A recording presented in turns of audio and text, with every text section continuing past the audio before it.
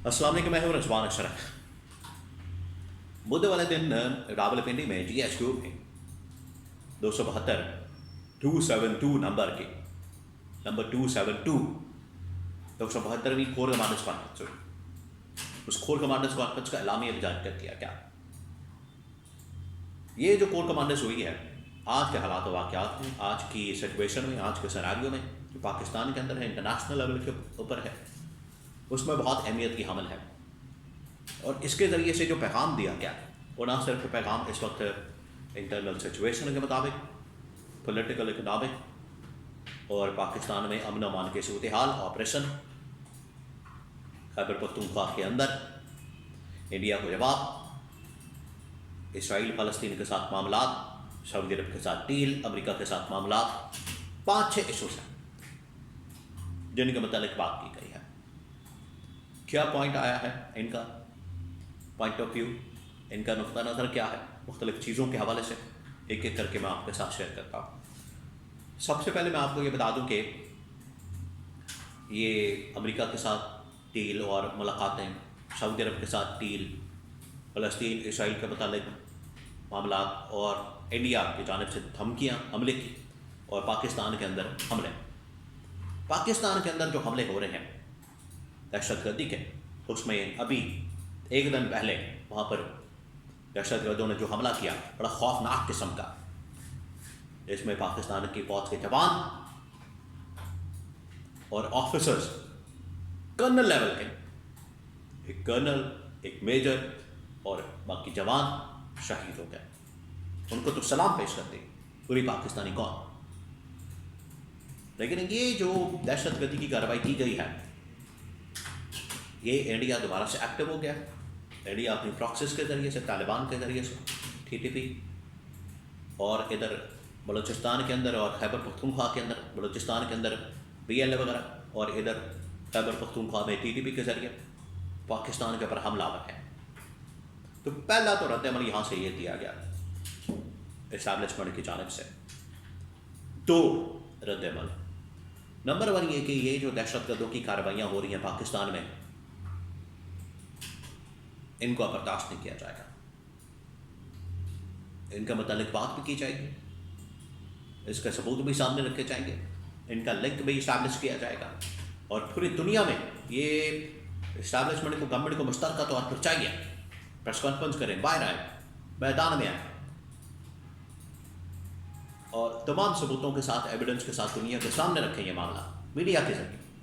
कोई इधर पास जाके मुलाकातें करके, ठीक है, डिप्लोमेटिकली आप उनको प्रेजेंट करते रहे, लेकिन पब्लिक में आए, प्रेस कॉन्फ्रेंस करें, मीडिया के साथ बात करें, पब्लिक में आके इंटरनेशनल मीडिया को बताएं, लोकल मीडिया को बुलाएं, उनके सामने ये सारा मामला रखें कि किस तरीके से इन्होंने दहशतगर्दी की कार्रवाई की है, जिसमें हमारे फौजी जवानों को शहीद किया गया, ऑफिसर्स को शहीद किया गया।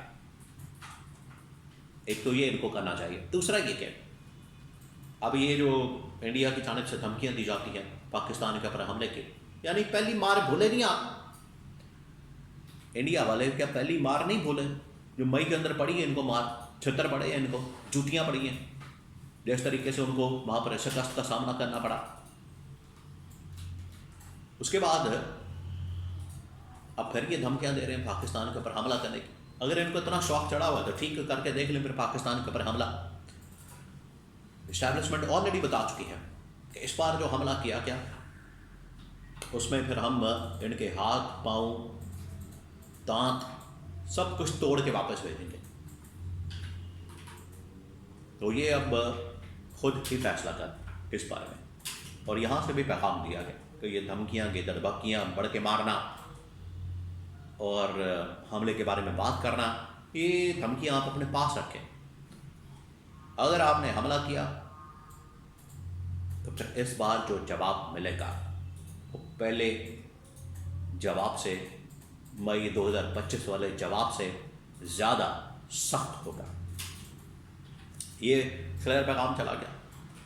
उसके बाद फ़लस्तीन और इसराइल के मुतालिक और अमेरिका के मुतालिक सारी बातें की गई हैं कि अमेरिका के साथ जो इस वक्त मादनियात के हवाले से, मुलाकातों के हवाले से, उसमें भी ऑन बोर्ड लिया गया। नंबर 2, इसराइल के साथ, फ़लस्तीन के साथ मामला, इसराइल को तस्लीम करने के हवाले से या फ़लस्तीन के अंदर प्रोसेस और वहाँ पर अमन अमान के हवाले से ऑन बोर्ड लिया गया। उसके बाद ये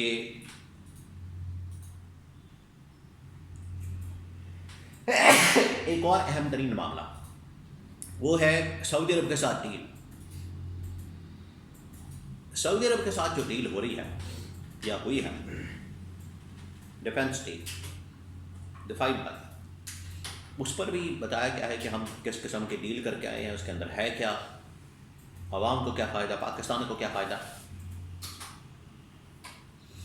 तो ये सारे जो डिफेंस के मामलात हैं उसके ऊपर असल में ये कोर कमांडर्स कॉन्फ्रेंस हुई army chief general Asim Munir की सरबराही में, और ख़ास तौर पर इसलिए भी ये बहुत अहम थी कि DGISI के एक्सटेंशन के बाद 6 अक्टूबर को उनकी रिटायरमेंट थी, लेकिन वो रिटायर नहीं हुआ। तो उनकी एक्सटेंशन के बाद ये कोर कमांडर्स कॉन्फ्रेंस हुई है। आगे आपको बताएं, ये महीना और उसके बाद नेक्स्ट मंथ, लास्ट मंथ है, ये सेकंड लास्ट है, अगला लास्ट है, आखिरी है। Army chief general Asim Munir की अपॉइंटमेंट, तैनाती, एक्सटेंशन या जो भी आप कह रहे हैं इसको, इस वजह से इसकी बहुत अहमियत थी कि इस बार को कोर कमांडर्स कॉन्फ्रेंस हुई है। अब इसमें पाकिस्तान की अगर इंटरनल सिचुएशन को देखा जाए तो बड़े अहम तरीन फैसला किया गया कि स्टेबिलिटी को कैसे हमने मेक श्योर करना है पाकिस्तान में, पॉलिटिकल, इकनॉमिक, खैबर पख्तूनख्वा के अंदर ऑपरेशन वफाक के अंदर, और आगे आईनी तरमीम, ये तमाम चीज़ें। बज़ाहिर तो आपको लगता है कि ये तो सियासी मामलात हैं,